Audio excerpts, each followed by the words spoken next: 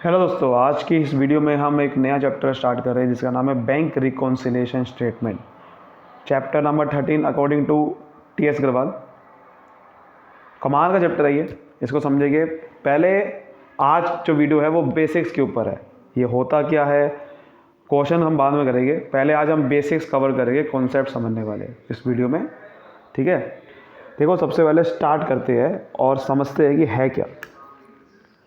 तो जैसे कि आपने कैश बुक चैप्टर पढ़ा था, वहीं से आपको रिलेट करना पड़ेगा। कैश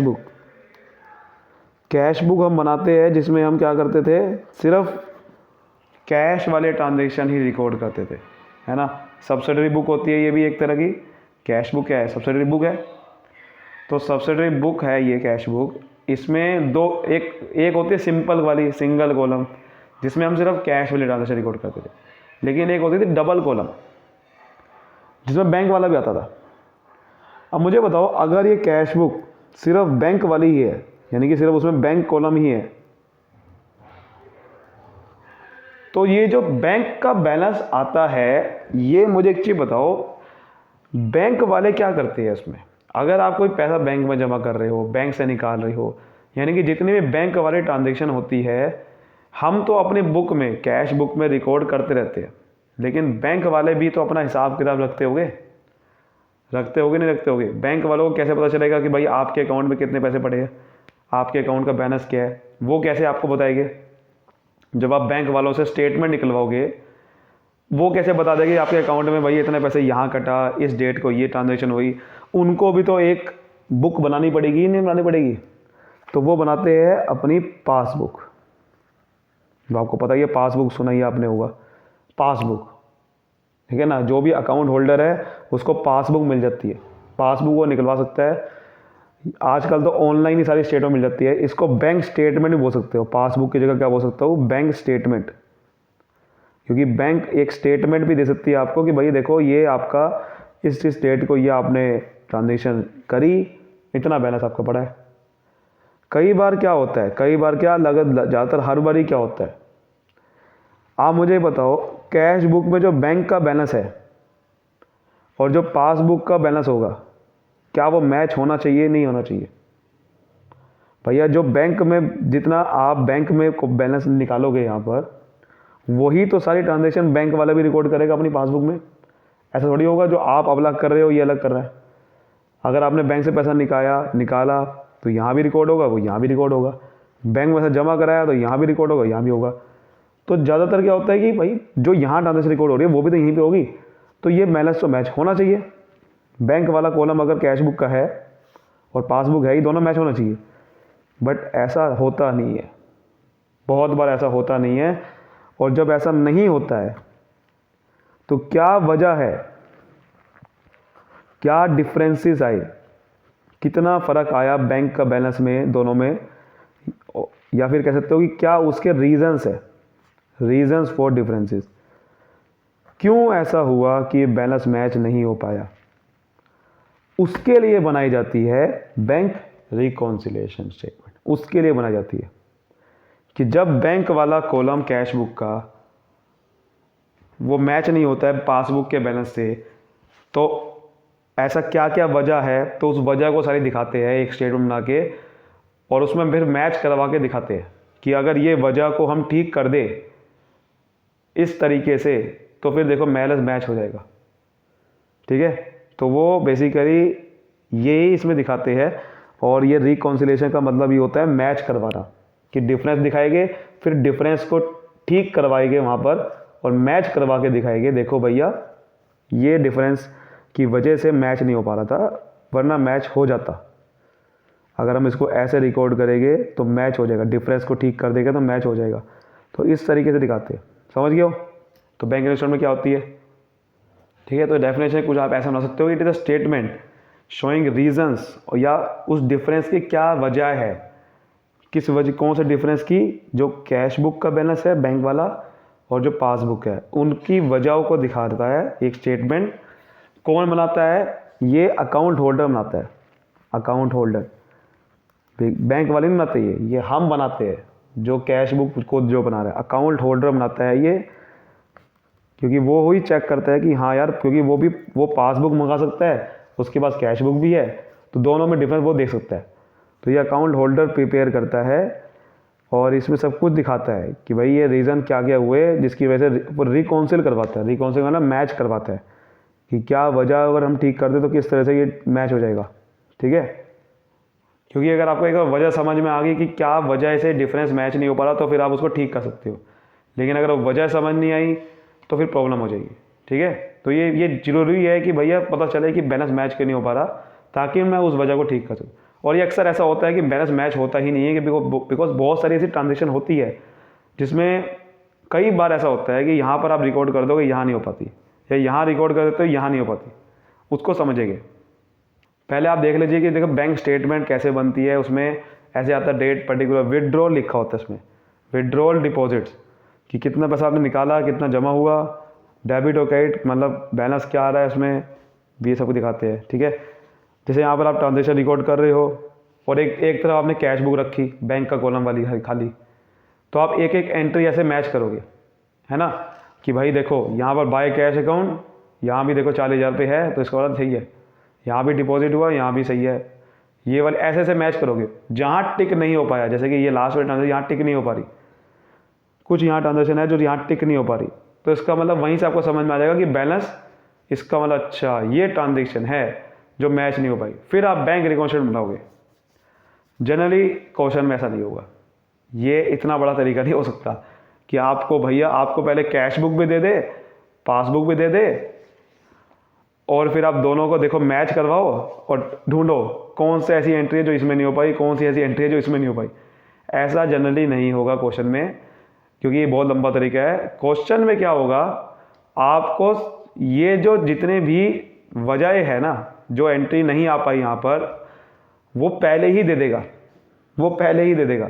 बस आपको रिकॉन्सिलिएशन स्टेटमेंट बनाना होगा और उसको ठीक करवा के दिखाना होगा कि अब ये वजह है।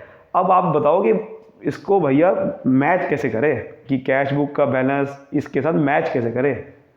आपको वजह पहले ही बता देगा, बस आपको वजह को ठीक कैसे करना है वो आपको करना होगा क्वेश्चन में।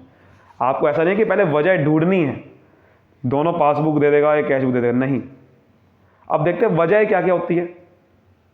देखो, reasons for of difference between balances as पर cash book and bank statement या पासबुक बोलते हैं। क्या क्या रीजन होता है, कई तरीके के होते हैं। जैसे सबसे पहला रीजन हो सकता है difference due to timing in recording entry. कई बार डिफरेंस ऐसा हो जाता है जो टाइम का होता है, मतलब गलती नहीं है कि टाइम का हो गया, कि हुआ क्या कि आपने पहले रिकॉर्ड कर दी, वो करेगा रिकॉर्ड लेकिन वो बाद में करेगा, और बीच में आपने बना दिया मान लो financial statement, profit and loss account, balance sheet बना दी। बीच में आप क्या कर रहे हो, मैच करवा रहे हो, आप मैच गलत टाइम पे करवा रहे हो। यहाँ पर पहले रिकॉर्ड हो चुकी है, वहाँ पर भी हो गई लेकिन अभी नहीं होगी, बट आप क्या कर रहे हो, मैच करवा रहे थे उस दिन और आपको पता नहीं है कि टाइमिंग का डिफरेंस है। गलती नहीं हुई, कई बार क्या होता है उस वहाँ पर कभी बाद में होगी ट्रांजेक्शन रिकॉर्ड, आपने पहले ही कर दी, तो ये भी कई बार इसकी वजह से बैलेंस मैच नहीं हो पाता। ये भी होता है एक डिफरेंस, एक इसकी वजह होती है। दूसरा वजह क्या होती है, दूसरी वजह हो सकती है कि जो ऐसी कुछ ट्रांजेक्शन होते हैं कई बार जो बैंक वाले अपने पास रिकॉर्ड कर देते हैं, बट आपके पास उसकी जानकारी नहीं होती अकाउंट होल्डर के पास। जैसे आपने कई बार देखा होगा बैंक वाले कुछ चार्जेस काट लेते हैं आपके अकाउंट से, आपको पता भी नहीं चलता। आपको पता क्या चलता है जब आप बैंक स्टेटमेंट निकलवाते हो, है ना, जब आप अकाउंट चेक करोगे अपना बैलेंस, तब आपको समझ में आएगा। तो कुछ ऐसी ट्रांजेक्शन होती है जो बैंक वाले रिकॉर्ड करते हैं, आपके पास रिकॉर्ड नहीं हो पाता, इसलिए बैलेंस मैच नहीं हो पाता कई बार। और तीसरी होती है वजह गलतियाँ। पहले दो तो गलतियाँ नहीं होती आपकी, पहले दो में गलतियाँ नहीं थी, तीसरी होती है गलतियाँ या ओमिशन।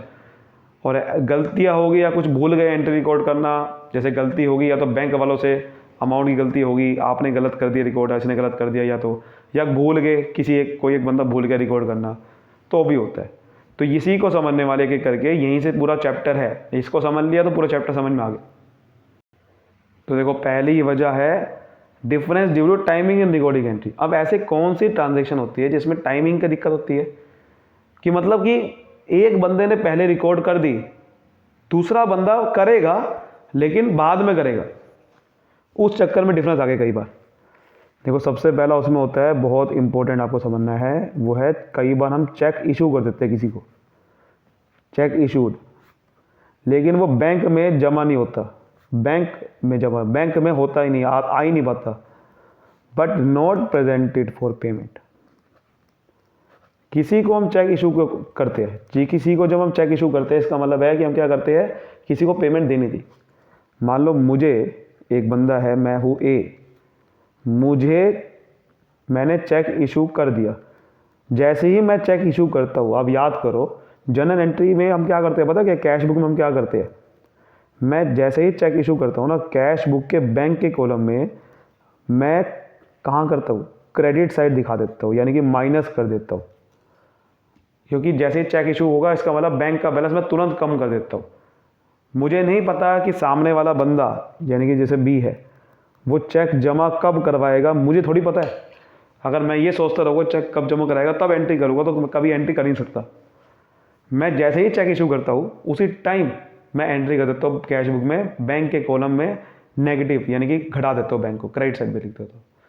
लेकिन अगर ये मान लो ये बी बंदा, मैंने उसको चेक दिया 1 अप्रैल को, मैं तो उसी टाइम एंट्री कर दूंगा, ठीक है, 1 अप्रैल 2023 को, लेकिन ये बंदा बैंक में लेके गया ही नहीं, ठीक है, इसने बैंक में वो चेक लेके गए नहीं, नॉट प्रेजेंटेड फॉर पेमेंट, वो बैंक में ही चेक लेके नहीं गया। तो वो बैंक में अगर चेक लेके ही नहीं गया तो भैया बैंक वाले अपनी पासबुक में वो एंट्री कैसे रिकॉर्ड करेंगे, तो वो एंट्री रिकॉर्ड होगी ही नहीं, यानी कि बैंक वाले आपके जो बैंक बैलेंस घटाएंगे ही नहीं, आपने घटा दिया उसने घटाया नहीं, तो ये इसकी वजह से आपकी प्रॉब्लम हो जाती है, इसकी वजह से बहुत बड़ी प्रॉब्लम होती है। तो अगर आपको, अब देखो सोचो जरा कि अगर मुझे इसको ठीक करना है तो कैसे करेंगे। मुझे अगर कैश बुक का मेरे पे बैलेंस गिवन है क्वेश्चन में, यानी कि मुझे पता है कि कैश बुक को मैच कराना है पासबुक से, पासबुक में अगर वो एंट्री रिकॉर्ड नहीं हो रखी तो मुझे अगर कैश बुक का बैलेंस मैच कराना पड़ेगा। मैंने यहाँ माइनस कर दिया, यहाँ नहीं करा, तो मुझे क्या करना पड़ेगा, यहाँ पर वापसी ऐड करना पड़ेगा। मतलब मान लो मैंने यहाँ पर 10,000 रुपये अपने कैश बुक में घटा दिए और पासबुक में नहीं घटाया हुआ, तो अगर मुझे कैश बुक को मैच करना है पासबुक से तो मुझे क्या करना पड़ेगा, अगर यहाँ पर कुछ नहीं इफेक्ट हुआ तो मुझे यहाँ पर भी क्या करना पड़ेगा, 10,000 दोबारा ऐड करना पड़ेगा, ताकि यहाँ पर भी कुछ भी ऐड ना हो, यहाँ भी जीरो आ जाए, तब ये बैलेंस मैच हो पाएगा ना। लेकिन अगर क्वेश्चन में ऐसा गिवन है कि पासबुक का बैलेंस गिवन है और पासबुक को कैश बुक से मैच करना है, कुछ भी हो सकता है क्वेश्चन में, कि कई बार कहेगा कैश बुक को मैच कराओ पासबुक से या पासबुक को मैच कराओ कैश बुक से। तो अगर पासबुक को कैश बुक से मैच करना है तो पासबुक में तो कोई एंट्री में इफेक्ट हुआ नहीं, लेकिन कैश बुक में हम 10,000 रुपये माइनस कर दिए। तो अगर पासबुक को कैश बुक से मैच कराना है तो क्या होगा, आप सामने वाली बुक को देखोगे ना, जिस भी बुक को मैच कराना है किसी और से तो आप सामने वाली बुक में देखते हो कि उसमें क्या हुआ, तभी तो मैच करा पाओगे। अगर पासबुक को मैच करना है कैश बुक से तो आप कैश बुक में देखोगे, कैश बुक में जो हुआ वही आप इस बुक में कर दोगे, तभी तो मैच हो पाएगा ना। अगर कैश बुक में माइनस हुआ है तो अगर मुझे इसका बैलेंस इससे साथ मैच कराना है तो मुझे यहाँ भी माइनस 10,000 रुपये करना पड़ेगा, तभी तो माइनस 10,000 बराबर आएंगे।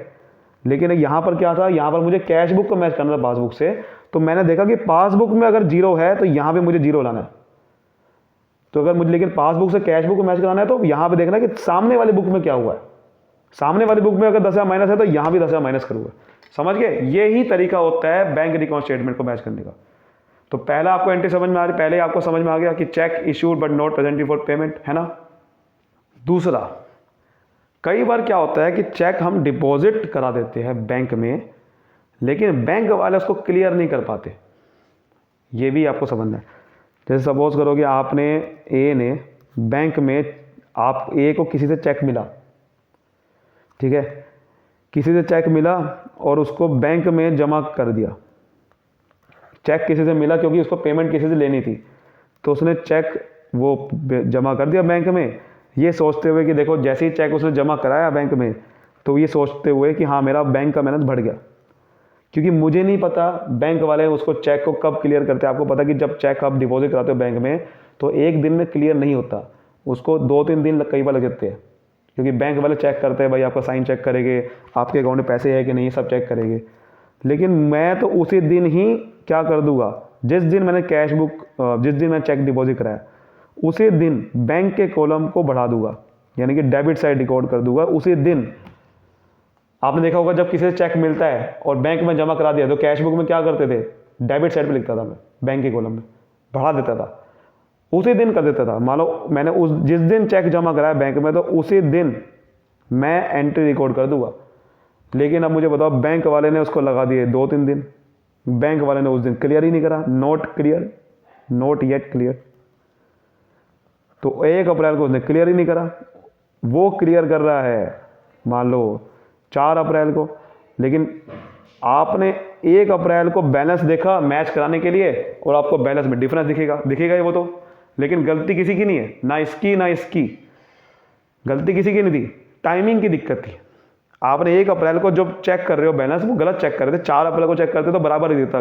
लेकिन 1 अप्रैल को कैश बुक और पासबुक का बैलेंस बराबर नहीं दिखेगा जब आप बैंक रिकॉर्ड स्टेटमेंट, इसलिए जब आप बनाओगे, अगर आप 4 अप्रैल को बैंक स्टेटमेंट बनाओगे तो बराबर दिख जाएगा, लेकिन इस समय नहीं दिखेगा। तो इस समय आप कैसे ठीक करेंगे, जैसे ऊपर वाला तरीका हम लाया, जिस भी आप क्वेश्चन में आपको ऐसा नहीं देगा कैश बुक दे देगा पासबुक दे देगा। जैसे मैंने बताया क्वेश्चन में आपको पहले ही बता देगा कि भाई आपको एक बैलेंस दे देगा कि कैश बुक का बैलेंस है, ये डिफरेंस है, ये डिफरेंस आया है, उसको मैच करो, ऐसे कहेगा।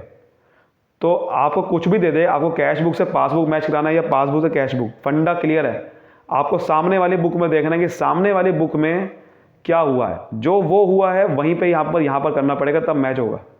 ठीक है, तो आप ध्यान से देखो, सपोज करो कि आपको चेक 10,000 का मिला। अगर मेरे पास क्वेश्चन में कैश बुक का बैलेंस गिवन है, क्वेश्चन कह रहा है कि कैश बुक देखो ये बैलेंस है, वजह ये है कि चेक आपको मिला, डिफरेंस आ रहा है 10,000 रुपये का कैश बुक पासबुक में, आपको मैच कराना है कैश बुक को पासबुक के साथ। मुझे बताओ, आपने 10,000 रुपये अपनी कैश बुक में क्या कर दिया होगा, प्लस उसी दिन, लेकिन पासबुक में प्लस हुआ ही नहीं, वहाँ तो 0 हुआ है। तो अगर मुझे कैश बुक को पासबुक से मैच करना है तो क्या करना पड़ेगा, यहाँ देखना पड़ेगा कि दूसरी बुक पासबुक में क्या हुआ है। अगर पासबुक में कुछ नहीं इफेक्ट हुआ तो मुझे यहाँ पे 0 लाना है। कैसे लगूंगा, माइनस कर दूंगा 10,000, माइनस कर दूंगा, ये 10,000 जो प्लस किए थे वो माइनस कर दूंगा, तो ये बराबर आ गया, समझ गए। लेकिन अगर आपके क्वेश्चन में पासबुक का बैलेंस गिवन है मान लो, और उसको मैच करना है कैश बुक के साथ, कुछ भी हो सकता है, कैश बुक में तो 10,000 प्लस हो रखा है, पासबुक में कुछ नहीं हो रखा। इस बार क्या करना पड़ेगा, अगर मुझे पासबुक को कैश बुक के बैलेंस लाना है, पासबुक का बैलेंस कैश बुक जैसा लाना है, तो क्या करना पड़ेगा भैया, मुझे देखना पड़ेगा कैश बुक में अगर 10,000 प्लस हुआ है तो यहाँ भी 10,000 प्लस करने पड़ेंगे, मतलब जो यहाँ हुआ है वो भी यहाँ करना पड़ेगा, तब बैलेंस मैच होगा। पासबुक को बैलेंस मुझे अगर कैश बुक जैसा लाना है तो कैश बुक में अगर 10,000 प्लस हुए तो यहाँ भी अगर 10,000 प्लस कर दूँ तो बैलेंस बराबर हो गया। तो इसका मतलब ये तरीका अपनाते हैं बैंक स्टेटमेंट में। आपको सामने वाले बुक में देखना है कि क्या हुआ, जो वहाँ प्लस हुआ वो यहाँ भी कर दो, जो वहाँ माइनस हुआ वो यहाँ भी कर दो, सब कुछ सिंपल हो जाएगा, समझ गए। तो यही होता है हमारा, यही मेन 2 ट्रांजेक्शन होती है जो बार बार आएगी। अच्छे से हमने समझ लिया है कि check issued but not present for payment, इसमें क्या करेंगे, कुछ भी हो आपको सामने वाली बुक में देखना है। अगर इसमें कैश बुक माइनस कर देते हैं कैश बुक में से, अगर सामने वाले बुक में कुछ नहीं हुआ तो हम प्लस कर देंगे वापसी। अगर मैं पासबुक से स्टार्ट कर रहा हूँ तो सामने वाले बुक माइनस हो रखा था, यहाँ भी माइनस कर दूंगा, समझ गए। बाकी के देखो डिफरेंस देखे तो आप बुक से पढ़ सकते हो, बहुत आसान होते हैं। बाकी फंडा हर एक में एक ही लगेगा, कुछ नहीं करना, फंडा हर एक में एक ही लगेगा, सामने वाले बुक देखना है। जैसे सपोज करो ट्रांजेक्शन रिकॉर्डेड बाय बैंक, कुछ ट्रांजेक्शन बैंक वाले रिकॉर्ड कर देते हैं, हम नहीं कर पाते। जैसे कि इंटरेस्ट बैंक वालों ने क्रेडिट कर दिया आपके अकाउंट में, आपको पता भी नहीं चलता।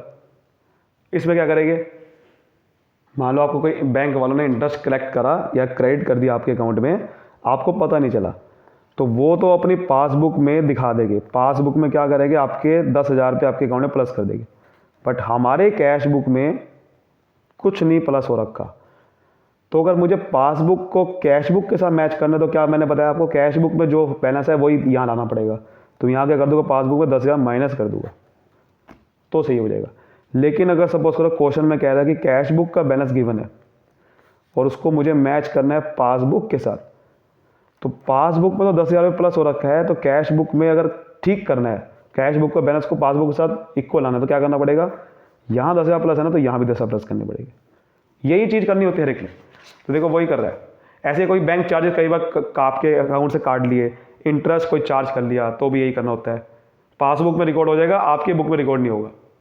कई बार बैंक वाले इंटरेस्ट कलेक्ट कर लेते हैं, डिविडेंड किसी से ले लेते हैं। मतलब वो कहता है कि भैया, मेरे अकाउंट होल्डर कहता है कि मेरे बिहाफ पे आप ये इंटरेस्ट कलेक्ट कर लो किसी इन्वेस्टमेंट से, किसी डिविडेंड से, तो भी पासबुक में रिकॉर्ड हो जाता है, बट आपके बुक में रिकॉर्ड नहीं होता। तो पासबुक का बैलेंस ज़्यादा दिखाएगा, आपका बैलेंस कम दिखाएगा वहाँ पर भी। कई बार पेमेंट कोई डायरेक्ट कर देता है, आप कहते हो कि भैया मेरे बिजली का बिल आप पे कर देना, मेरा ये पे कर देना, इंश्योरेंस पे कर देना, प्रीमियम, तो उसमें भी पासबुक में रिकॉर्ड हो जाती है, आपकी बुक में रिकॉर्ड नहीं होती। कई बार आपके अकाउंट में डायरेक्ट डिपॉजिट होता है, कोई आपके अकाउंट में डायरेक्ट डिपॉजिट करके चला गया, आपको पता भी नहीं चला, तो पासबुक में रिकॉर्ड हो जाएगा, आपकी बुक में रिकॉर्ड नहीं होगा। कई बार बिल डिसऑनर हो जाता है, मान लो आपने बैंक से कोई बिल डिस्काउंट करवाया था और वो डिसऑनर हो गया, तो आपके अकाउंट में एंट्री हुई नहीं, आपके पासबुक में हो गई, तब क्या करेंगे भाई? तब भी इसको ठीक करेंगे कि भाई देखना पड़ेगा कि पासबुक में जो हुआ है वही अपनी बुक में करना पड़ेगा। कई बार बिल कोई कलेक्ट कर लिया बैंक ने आपके बिहाफ पे, कस्टमर के बिहाफ पे, कि आपने कहा कि भाई मेरे बिहाफ पे कोई बिल होगा तो आप कर लेना, समझ गए? तो ऐसा होता है। कई बार गलतियाँ हो जाती है, गलतियाँ तो आपको पता है, गलतियाँ ठीक कर दी। मान लो आपने कोई कैश बुक पर टोटल मैच गलत कर दिया, आपने 1000 कोई डिपॉजिट कराया बैंक में, आपने 10,000 लिख दिया वहाँ पर, ऐसा भी होता है। कई बार गलती होगी, ओमिशन हो गया कुछ, तो ये चीज़ कई बार क्वेश्चन में आएगी। आज की वीडियो में हमने बहुत बेहतरीन तरीके से समझा डिफरेंस क्या होता है, डिफरेंस को ठीक कैसे करते हैं। क्वेश्चन में पासबुक या कैश बुक का बैलेंस गिवन होगा, जिस भी बैलेंस गिवन है जो चीज़ का, आपको सामने वाले बुक में देखना होगा कि सामने वाले बुक में क्या हुआ। जो सामने वाले बुक में हुआ होगा उस ट्रांजेक्शन में, वही आपको इसमें करना होगा। अगर सामने वाले बुक में कोई इफेक्ट नहीं हुआ तो आपको जीरो कर देना होगा, माइनस कर देना होगा। प्लस है तो माइनस कर देना होगा, माइनस है तो प्लस कर देना होगा। कुछ भी हो सकता है बैलेंस, सामने वाले बुक में जो टोटल जो आपका हुआ होगा इफेक्ट, वही आपकी बुक में लाना होगा। वो आपको देखना होगा कि वो प्लस हुआ है तो यहाँ भी प्लस करना होगा, यहाँ माइनस हुआ तो यहाँ भी माइनस करना होगा। उम्मीद करता हूँ आज की वीडियो अच्छे से आपको समझ में आएगा। तो वीडियो को लाइक करिए, सब्सक्राइब करिए अभी के अभी चैनल को, और फैला दीजिए इस वीडियो को। Thank you so much, all the best.